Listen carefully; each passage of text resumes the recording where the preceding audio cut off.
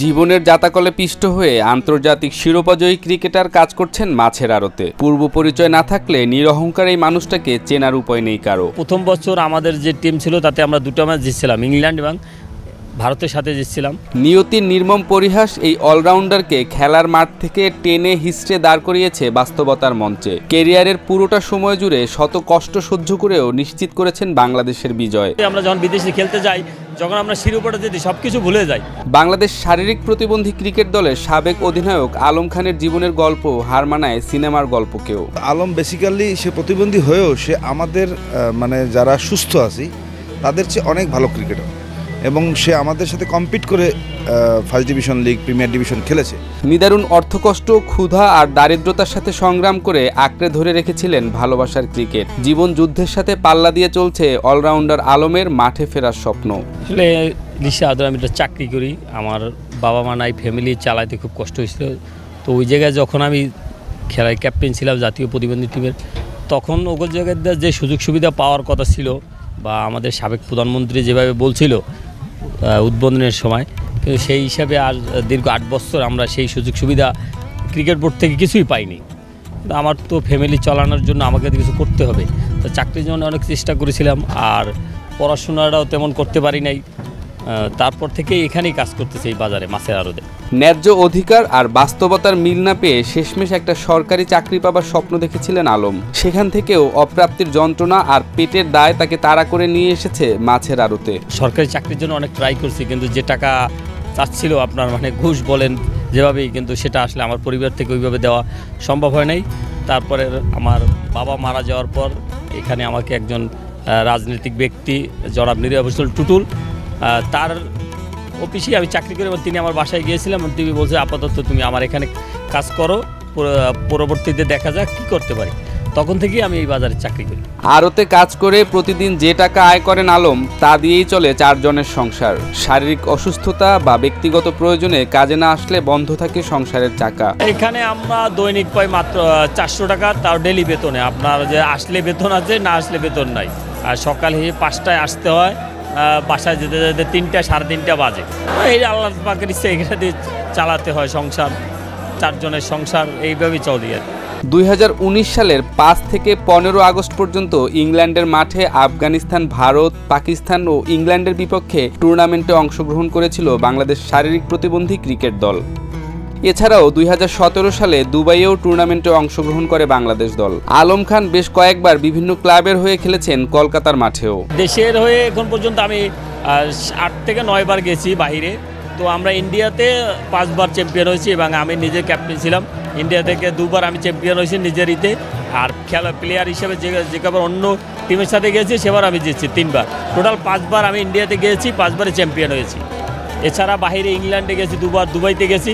2015 সালে আইসিআরসির পৃষ্ঠপোষকতায় বাংলাদেশ দলের হয়ে খেলতে শুরু করেন আলম। নানান প্রতিবন্ধকতা পেরিয়ে তার খেলোয়াড় হয়ে ওঠার গল্পটাও যে কারোর জন্য অনুপ্রেরণার, একই সাথে কষ্টেরও। প্রথমত 2005 সাল থেকেই ক্রিকেটের প্রতি আমার খুব মনোযোগ ছিল।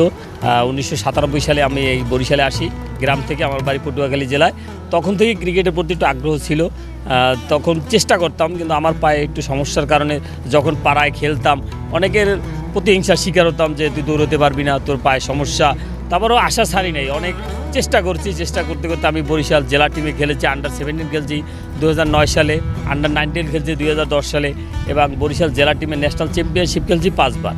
তো এরপর থেকে 2015 সালে যখন এই ফিজিক্যাল চ্যালেঞ্জ ক্রিকেট টিম বাংলাদেশে আইসিআরসির মাধ্যমে সারা দেশ থেকে বাছাই হয়, তখন আমার এক বড় ভাই তানিম ভাই, উনি বরিশাল জেলা টিমের এখন কোচ, এবং টুটাম স্যার, উনি আমাদেরকে ঢাকা ওনারা ছিল, তখন আমাকে বলে যে এইরকম তুই কি ঢাকা আসতে পারবি? তখন চিন্তা করলাম যে এদিকে তো কিছু করতে পারলাম না, দেখি ওখানে যাই আল্লাহ কী রাখে কপালে। তখন আমি 2015 সালে ঢাকা যাই, বিকেএসপিতে আমাদের ট্রেনিং হয়। তো ওখান থেকেই আমার শুরু, এই 2015 সাল থেকে ওখান থেকে আমি ট্রেনিং করি। 240 জন প্লেয়ার সারা বাংলাদেশ থেকে আসছিল। তো ওখান থেকে আমাকে বাছাই করতে করতে 15 জনের মধ্যে আমি থাকি। তারপর থেকে আমাকে ক্যাপ্টেন্সিও দেওয়া হয়, এবং 2016 সালে যখন 5 জাতীয় টুর্নামেন্ট হয়, মিরপুরে স্টেডিয়ামে টুর্নামেন্ট হয়, তখন ওখানে মাননীয় প্রধানমন্ত্রী আমাদের খেলাটা উদ্বোধন করেছিল।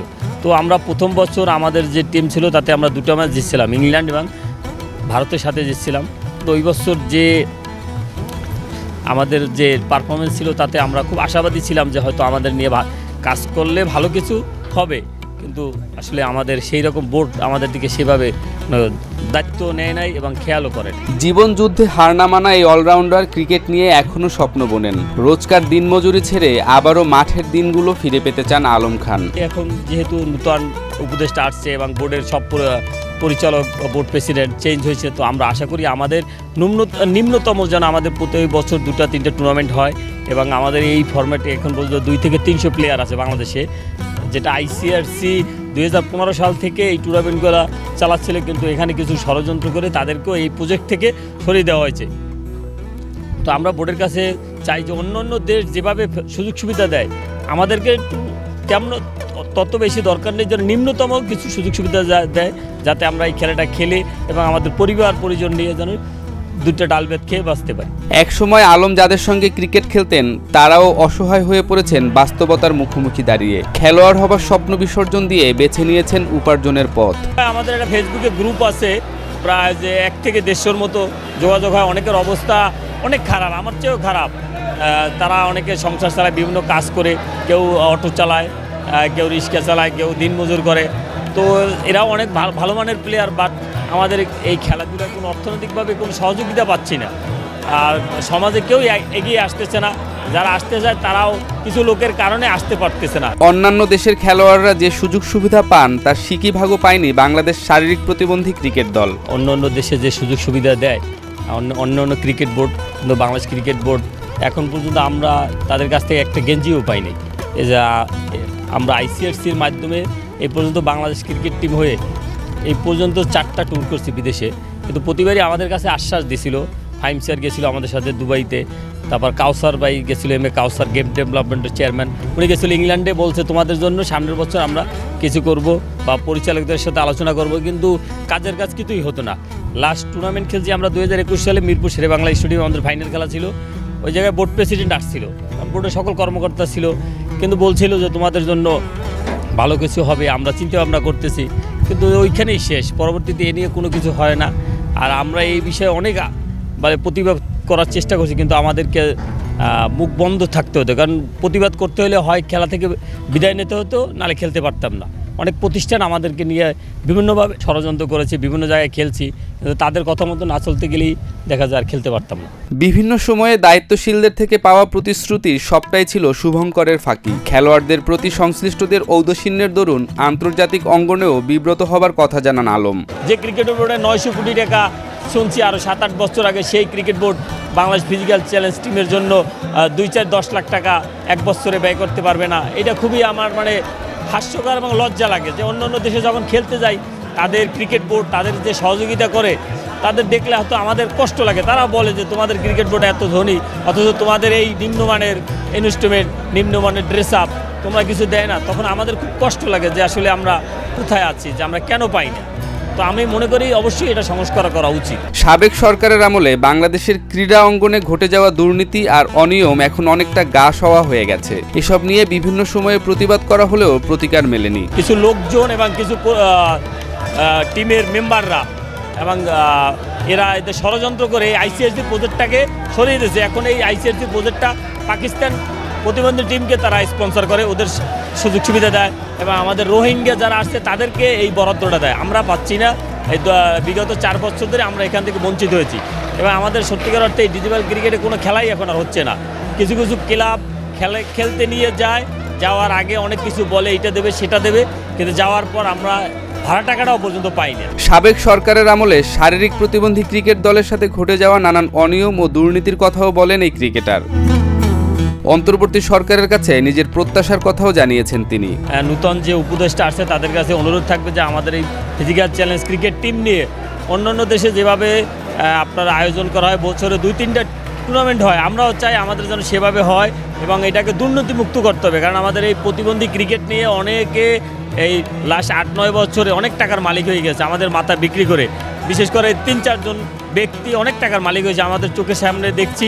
এবং তারা বিভিন্ন সময় আগের সরকারের অনেক মন্ত্রী, এমপি এবং প্রশাসনিক কর্মকর্তা, ক্রিকেট বোর্ডের অনেক ব্যক্তির নাম ভাঙিয়ে আমাদেরকে ব্যবহার করছে। তো আমরা নূতনভাবে চাই যেন সব কিছুতে যেহেতু সংস্কার হয়েছে, আমাদের এই ক্রিকেটেও সংস্কার হোক এবং এখানে নূতন করে যেন আমাদের খেলাটা সুন্দরভাবে প্রতি বছর হয় এবং সেইভাবে যেন একটা কমিটি করে দেওয়া হয়। এখানে একজন পরিচালকও দেওয়া হয়েছিল আগের বোর্ড প্রেসিডেন্ট জনাব আকরাম খানকে, কিন্তু দীর্ঘ 3-4 বছর যাবৎ আমাদের কোনো কার্যক্রম হয় নাই। তো আমরা আশা করি নূতন সরকারের কাছে যে আমাদের এই প্রতিবন্ধী ক্রিকেট নিয়ে যেন ওরা কিছু ভাবে এবং আমাদের প্রতি বছর যেন আমাদের চাওয়া পাওয়া সামান্য, যাতে আমরা যে সমাজের পিছিয়ে পড়া মানুষ আমরা যেন দেশের পতাকা নিয়ে বাইরে যেতে পারি এবং দেশের সম্মান আরও উঁচু করতে পারি। সেই জন্য তাদের প্রতি অনুরোধ থাকবে যে তারা আমাদের এই ক্রিকেটটাকে বাঁচিয়ে রাখে এবং আমাদেরকে ন্যূনতম যতটুকু আমাদের চাওয়া পাওয়া আর্থিকভাবে সেই ব্যবস্থা যেন তারা করে।